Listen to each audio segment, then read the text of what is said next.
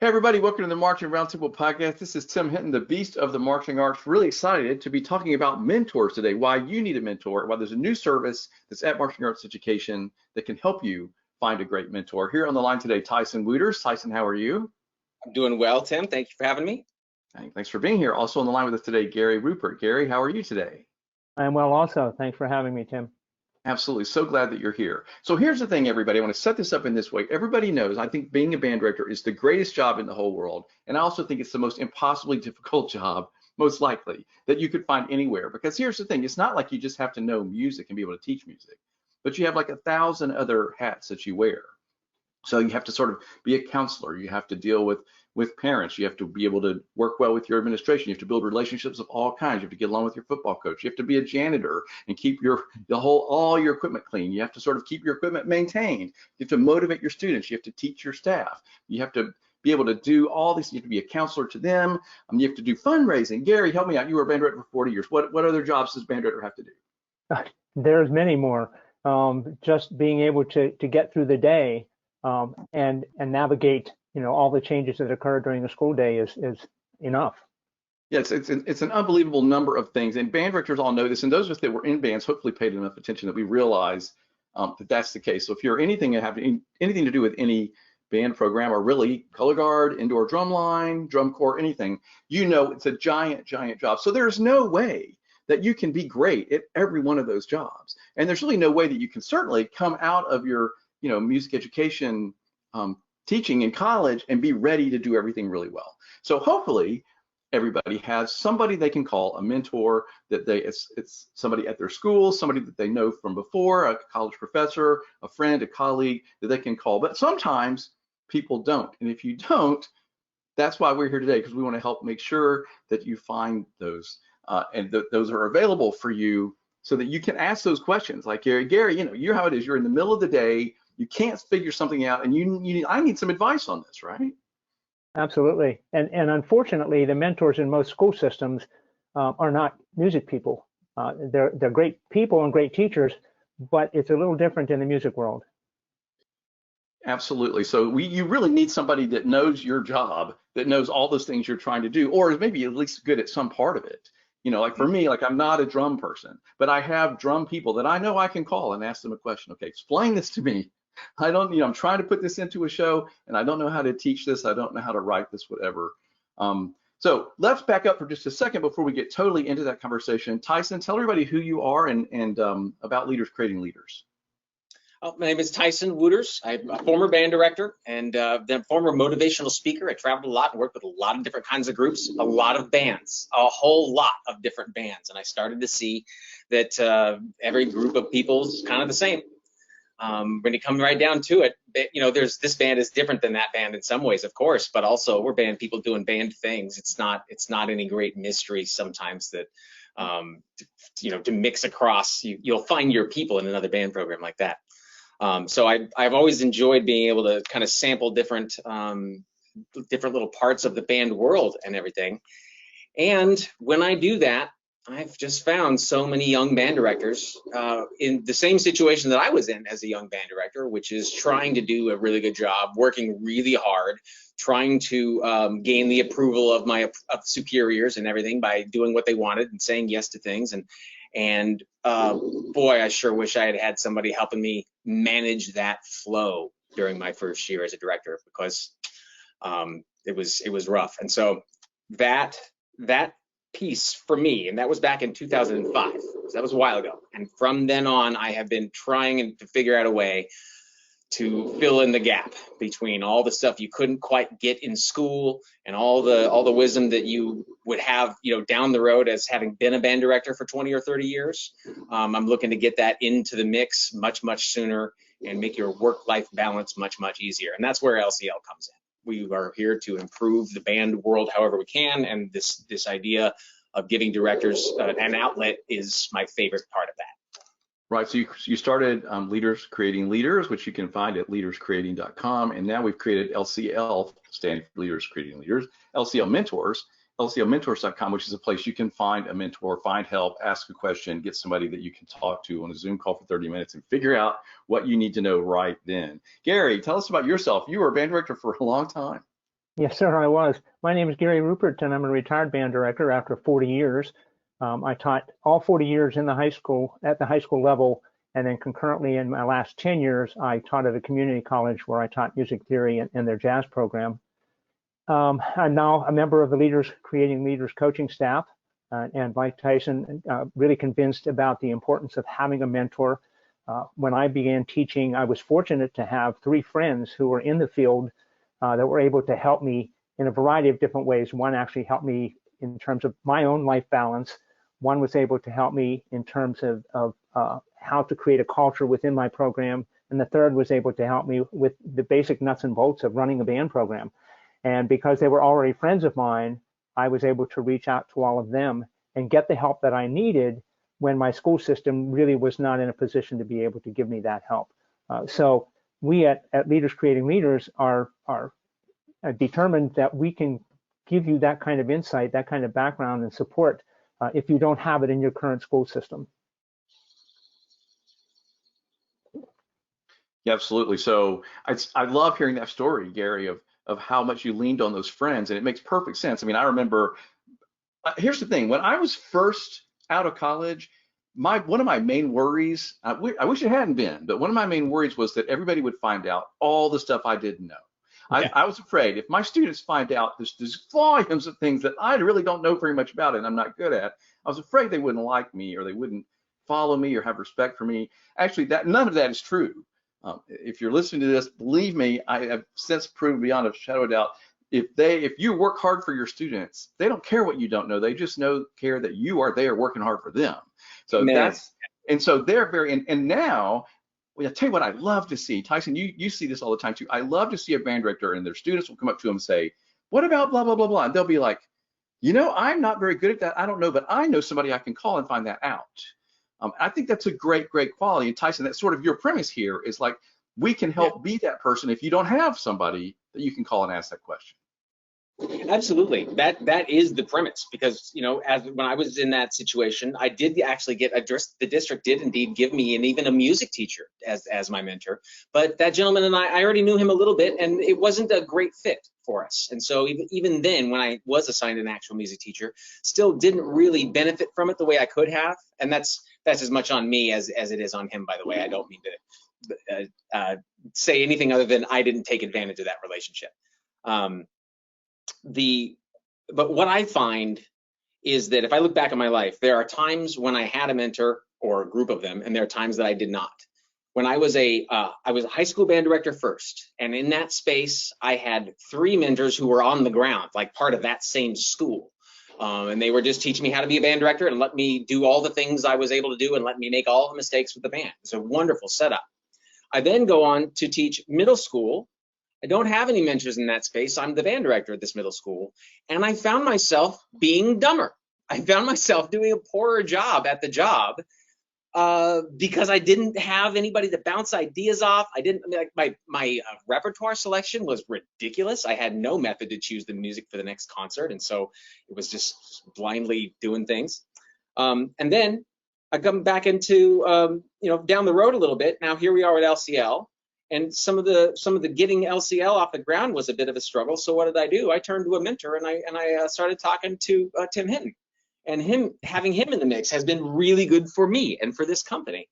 And in my day job, helping people invest, same thing. I have a mentor in that space, and so I have ways to catch when I'm about to do something dumb, or now that I can start to see I'm about to run up against an unknown.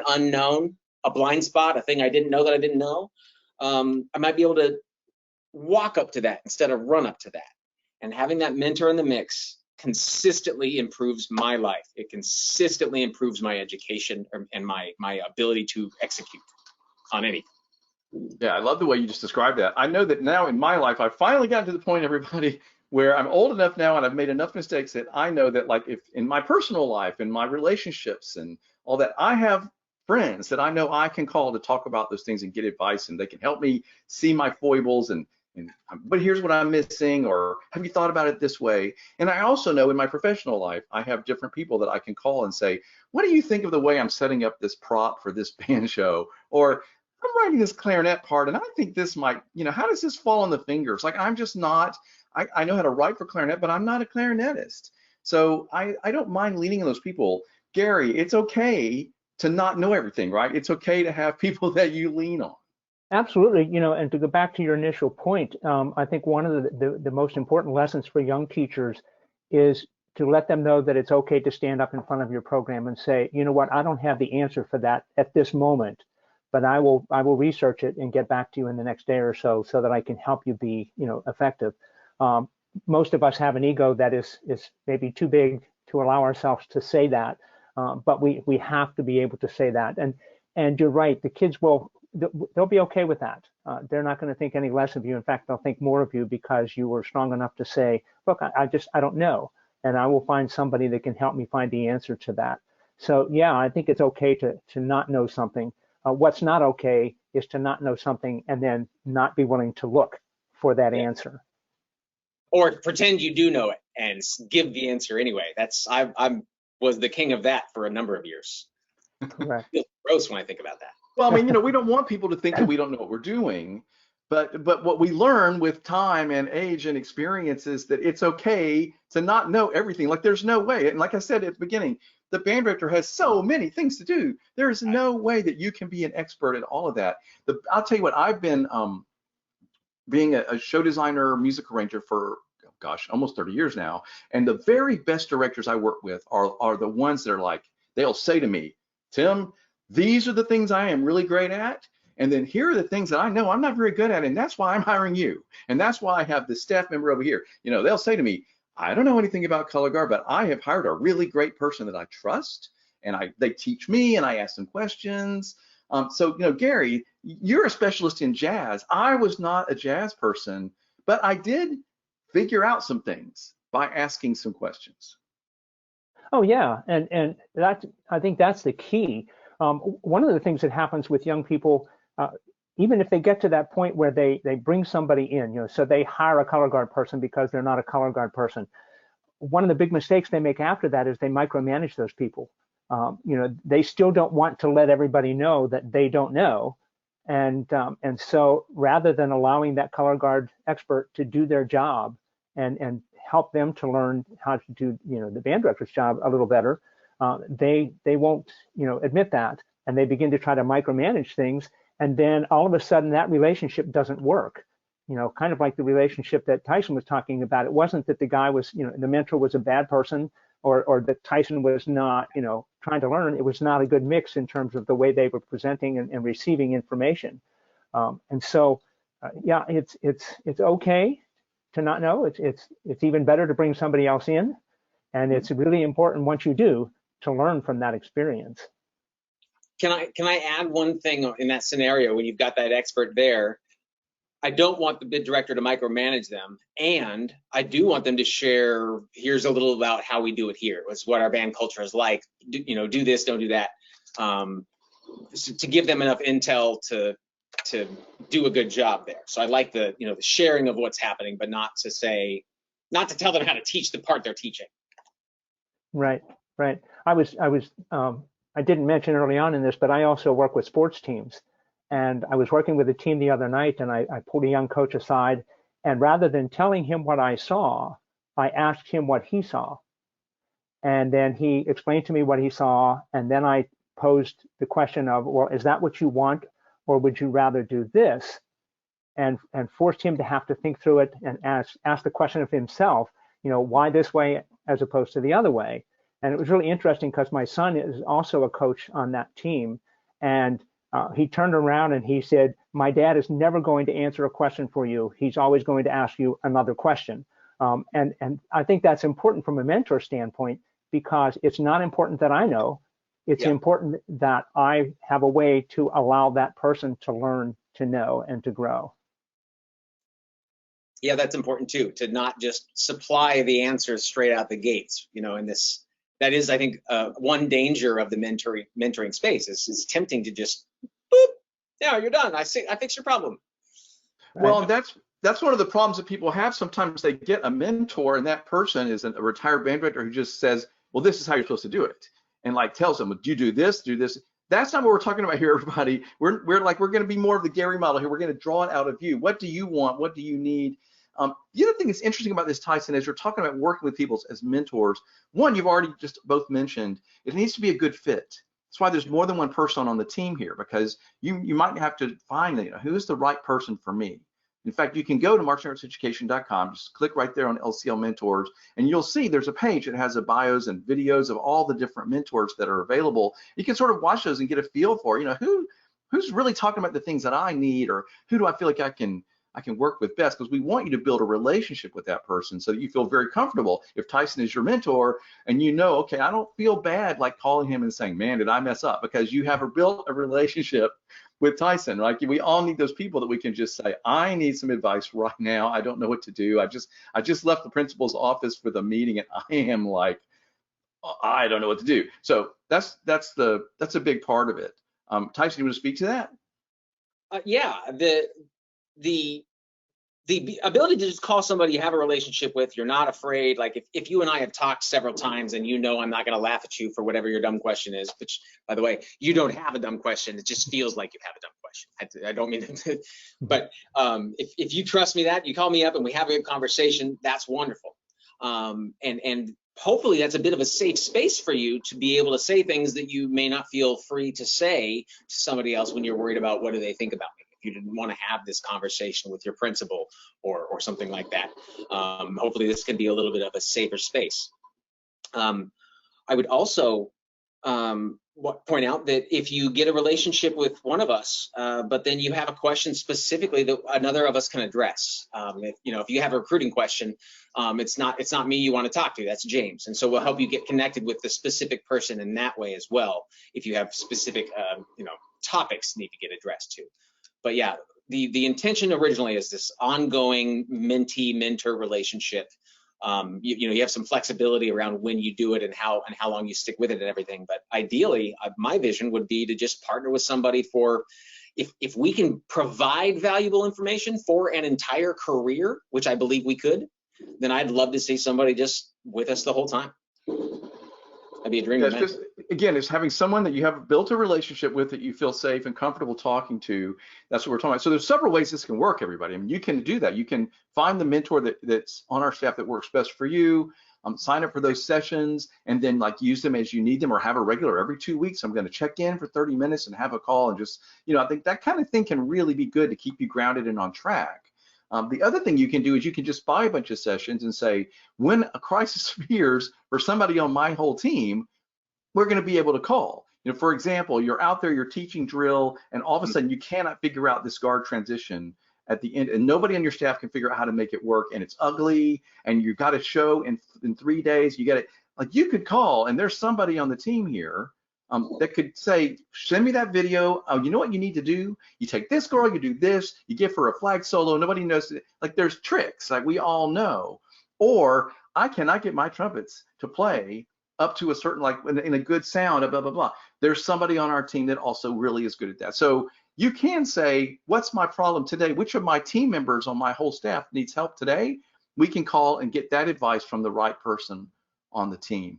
Now, Gary, you strike me as being the person that fits every category. I mean, I know there may be some things that you're not good at, but you've been a band director for so long and you're so good at so many things. I feel like you're one of those people on the LCL team that can answer a lot of questions. Well, I hope so. If not, I know the people on the team who can answer the ones I don't know. Right. And I may not know the answer to the specific question, but I may know the question that leads us to the answer to the next question, and that may be more important because as you grow, as all of you know, as you grow through your job, you learn that there are certain things that will lead you to the appropriate response. And so it's the ability to find that becomes important, and not necessarily the answer itself. Yeah, see everybody? See, that's why I would call Gary, because that's so smart. But Gary, you're exactly right. Really, I want to learn to solve the problems myself, and right. You're going to help me figure out that process, so that maybe I just don't want you to tell me what to do necessarily. So it depends on the situation. Depends on the situation. Right, and that goes back to the situation I was talking about with the bass baseball team the other night where, you know, it had to do with the positioning of a player relative to the situation in the game, right? It wasn't just about the position for the player, but that's where the young person started out. He started out with, well, I'm okay with that position of the player. But then when I started to add the next question that led to the next part of that learning experience, you know, then the perspective changed because the situation has changed. So our abilities as mentors to be able to do that for a young director who is trying to find an answer, you know, to be able to ask the appropriate question that leads them to the answer that they need to know, that in itself is worth gold. And we have a whole team of people that know how to do that. And the beauty, I think, of this whole LCL thing and the LCL mentors is that you're not really just hiring a mentor, you're hiring a group of mentors.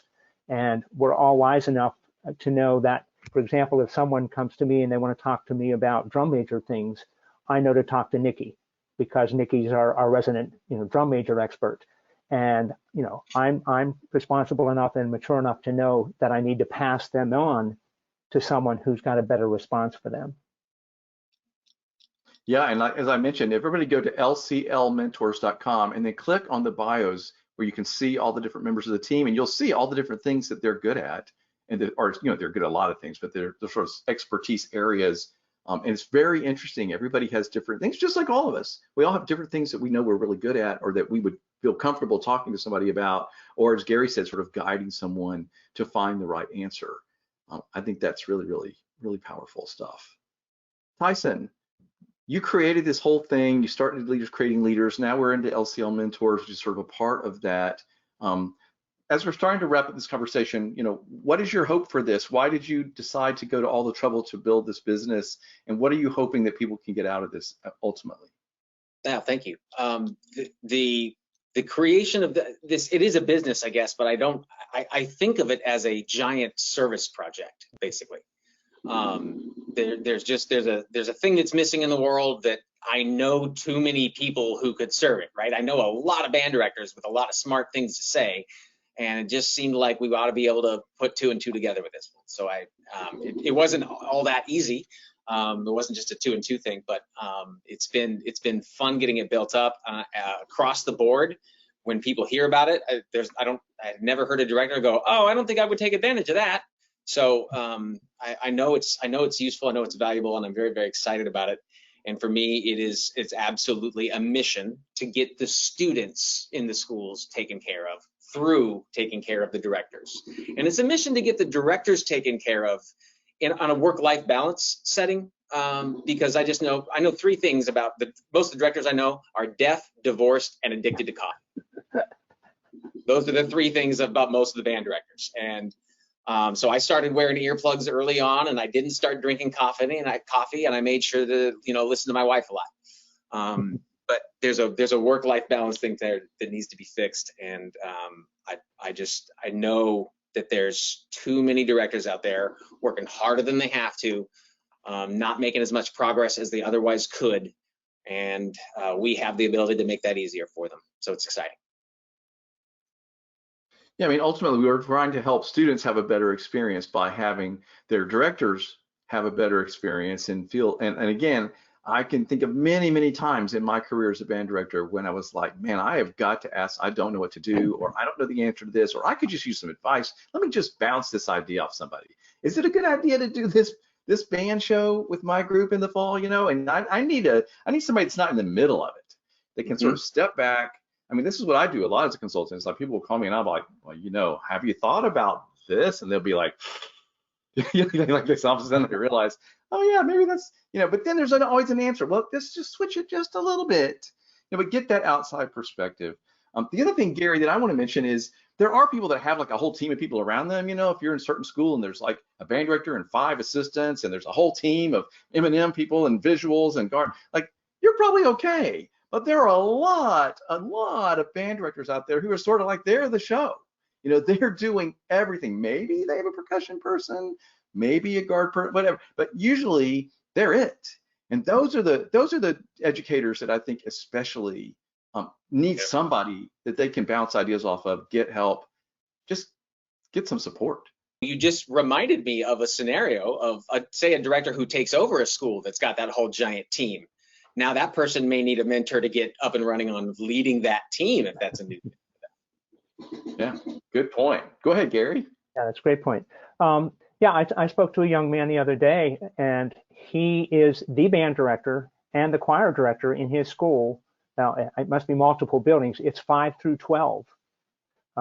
And so he's it. And it's like in the state of Maryland where I live, schools are in county systems. In his particular situation, he is the only school. And so he's the music teacher from 5 through 12, and he has no support there. He doesn't have a staff at this point. There are no mentors there to help him. And so that's how we got connected. And hopefully I'll be able to help him to be able to build his program and understand what he needs to do to help it grow. And then bring in people, how do you go about bringing in people that can help you in areas that you need some support? Because that in itself is a lesson. Like I said, there's so much that you need to know. But listen, if you're listening to this, don't let that depress you and upset you and worry you, because first off, you don't have to know it all, but you need to be willing to learn the things you don't know and ask for some advice. If you don't have that person, that's why we're here talking today. LCLmentors.com is where we want you to go and say, hey, let me sign up for some of these sessions and get some help and make sure I'm on track and get the answers I need. I guarantee your administration and your band boosters and everybody will support this, because it's going to pay off in spades for you and your program. Yeah, Tim, I think the overwhelming majority of teachers that are struggling are not struggling because they're not capable or they're not willing to put in the time. It's that they don't have the necessary information and guidance that it requires to be able to continue to grow. One of our staff people mentioned on her video that when you're in college, you've got all these teachers around you that are helping you to learn all of these things. Then all of a sudden you're put out in the job market and you're by yourself. There's nobody there now to help you. So the question you have to ask yourself is, what do I do now? How do I learn from here? How do I grow from here? And having a mentor is one of the ways to do that. It's not the only way, I'm sure, but it certainly is a strong way to do that. And that's what we're hoping to do, is to offer that opportunity and that service to young people who need the help. Well, Tyson, I think you have a very admirable goal here. I think you're going to be able to help a lot of educators, and that means you're also helping a lot of students have a lot better experience. So thank you for agreeing to, partnering with us here at Marching Arts Education so that we can help put this out. We're the place, everybody, that you go and sign up, and we will get you connected to the team that Tyson's put together. Tyson, final thoughts as we go. Give us a call. I guarantee you we can help. We can make something about your life a little bit easier, a little bit better, a little more fulfilling. Guaranteed. Awesome. Gary, final thoughts from you. It's okay to not know. And what's not okay is to not take that next step, which is to find the help, whether it's through LCL or someone that locally. It doesn't really matter to us. What really matters to us is that you get some support and some help to help you move along the way. Fantastic. Tyson, Gary, it was wonderful talking to you. Thank you so much for this conversation today. Thanks, Tim. This podcast is sponsored by LCL Mentors, from Leaders Creating Leaders. Found at lclmentors.com. LCL Mentors, friendly, helpful advice when you need it. When you talk about mentorship, I think one of the most difficult things is that most of us don't think that we need a mentor, when in reality we do. We don't really know what we don't know.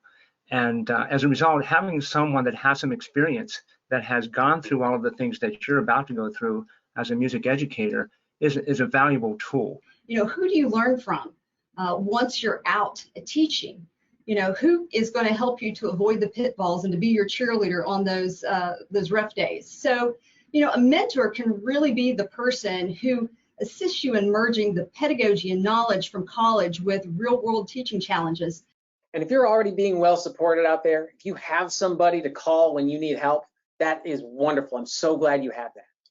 But if you don't, if you find yourself alone, you don't know who to call when you need something, you don't have a support system like that, we have experts with years of experience who are ready to help you with exactly the thing you're wondering about.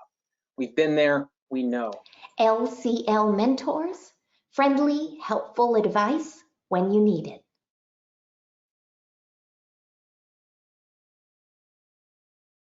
Hey guys, it's Lindsay Vinto with the Academy and the DCI broadcast team, and I am here today to implore you and encourage you to find everything that you can in your heart and your being, and as a marching arts educator or performer or member in any way, to continue to support Tim Hinton and the marching arts education and the marching roundtable. I know me personally, I have taken so much value in what the content that Tim has offered. I have been lucky enough to be on multiple webinars and podcasts with him. And the content that is offered from an educational standpoint, from a design standpoint, content that can be used by your membership, by your students, your high school students, by your staff, your design team, whatever it is, the content is there. And I really hope you'll consider going straight to the website, giving that $5.99, and keeping this awesome content going and the amazing work by Tim Hinton. Thanks, guys. Thanks so much.